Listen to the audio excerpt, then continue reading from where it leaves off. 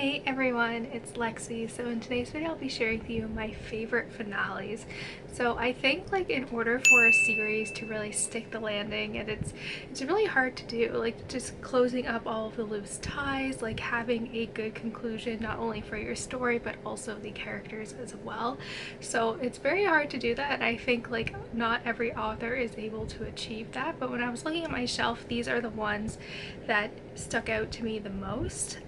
So yeah, without further ado, let's get started. Starting up, I first have the final book in the Year One trilogy by Nora Roberts, the last book being The Rise of the Magics. And so this is something that was a little bit different, a different read for me. I think it was kind of outside of my comfort zone, but I ended up falling in love with this trilogy, and it's probably one of my favorite trilogies of all time. But essentially the premise of this is that it takes place in kind of a similar situation in that we are in now, where there is kind of this virus that goes around infecting the entire world, and 2/3 of the world's population is dead in a matter of a few weeks. And so they find out that those who are immune to this virus have some sort of magic in them, and you can see how that can lead to some problems. So the first book is very much establishing the world and these characters, and then the second book is really when we get into the nitty-gritty of the overall story. But a main focus of this series overall is the kind of the analogy between light and dark and good versus evil. And I was just incredibly stressed out through this entire thing, and it was just a wild ride. Although I didn't enjoy this book as much as the second book in the series, I still think it did a really good solid job of tying up all the loose ends and just kind of finding out like what is actually going on. So if you're looking for something that is eerily similar to what we're going on during a pandemic, then I think you would like this one. Like I said, I was outside of my comfort zone, but I really loved it. It was a solid start, it was a good middle book, and then it was a good landing as well. Next would have to be the concluding novel in the Gallagher Girls series, in particular United We Spy by Ally Carter. So last summer I went back and reread this series for the first time in like 10 years, and I forgot how good this series was. So I feel like the first two books are very much kind of where it's more kind of, not like childish, but it's kind of more, you know, oh, I'm in love with someone that I just met type of thing.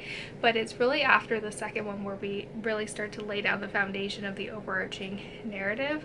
So this is like an OG YA kind of series that I grew up with, and it follows three girls who go to spy school and just their adventure, but there's an overarching narrative.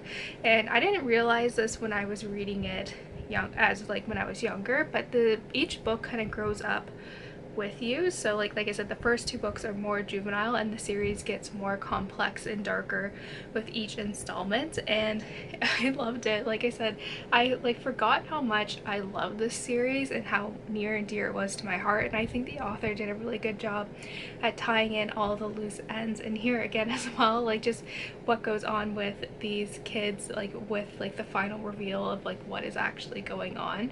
So I really loved that part as well. But like I said, I was like pleasantly surprised with how much this series really held up reading it as an adult. Like I think this last book came out my first year of university, so around 2012, 2013 I want to say, and yeah, that was the last time I read them. So it was really interesting seeing that from an adult perspective from when I first read it when I was like 17 or 18 years old. So yeah, definitely go check out the vlog that I have where I kind of go through this whole experience of rereading them. But I feel like the author did a really good job of concluding this series in a really awesome way.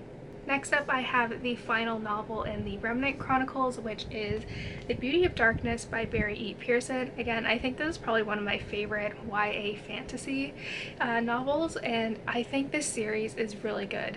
I think like I really have been like thinking about rereading them again because I just love them. But I feel like this world, especially what we kind of get introduced to in the second novel, gets so much more complex, and there's just so much going on, and just who's on whose side and all this stuff, and there's just a lot going on.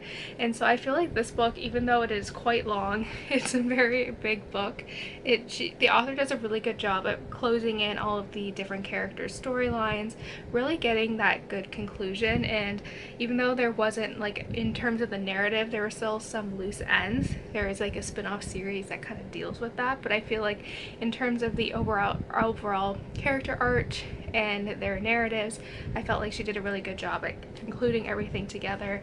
I'm sure you guys are familiar with this series, but it follows a princess named Leah who doesn't want to get married, so she ends up fleeing with her best friend.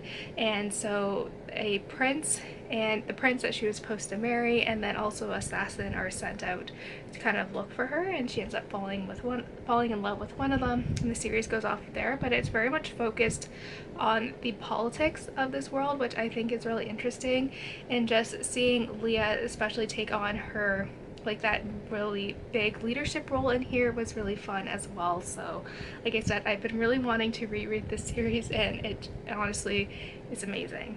Next up, this is a finale that I think is very polarizing, but I was on the end where I really appreciated how everything tied up, and it is the final installment in the Queen of the Tearling trilogy by Erika Johansen. And I think this one is really unique because it is the ending you don't really expect, but I think in terms of everything that happened, it makes sense for the overarching storyline. And even though it's a very bittersweet ending, I think it was really done well, and I actually really enjoyed it because it makes sense. But like I said, people are very polarized by it. I think I was shocked by the ending, but I thought it was really well done in terms of the overall kind of themes throughout this story, and just Kelsey's sacrifice, I think, was a big theme throughout this whole thing, and what she was willing to sacrifice for the Tearling, and it very much is centered around that.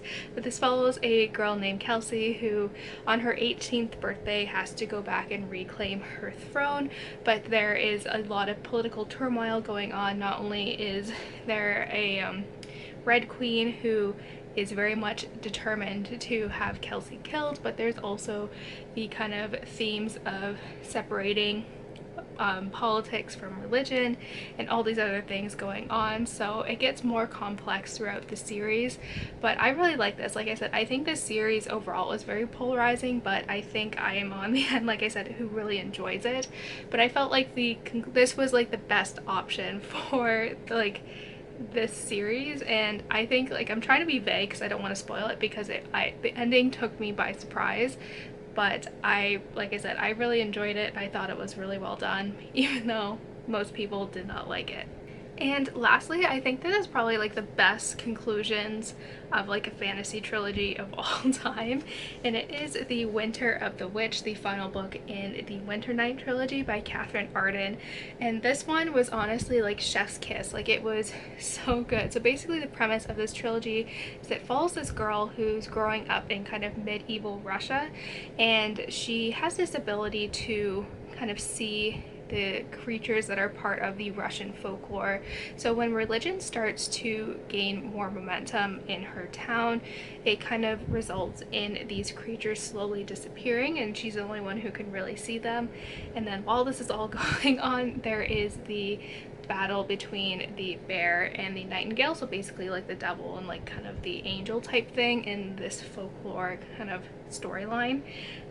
But yeah, like, I feel like this one did a really good job at exploring the main characters, again, also her sacrifice, but also we see a tremendous amount of growth and self-sacrifice. And I felt like it was, again, even though there was some things that were bittersweet, I think this one was the best kind of way this trilogy could end.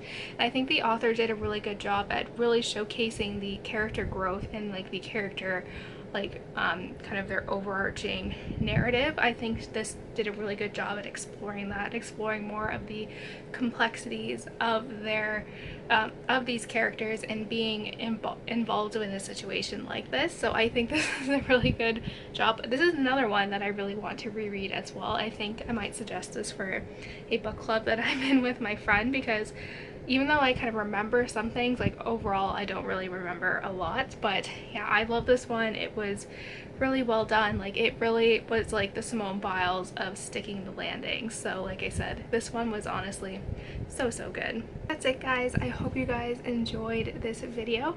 Let me know in the comments below what some of your favorite series finales are and all of that fun stuff. So yeah, thank you guys so much for watching. Don't forget to give this video a thumbs up, and I will see you guys next time. Bye guys.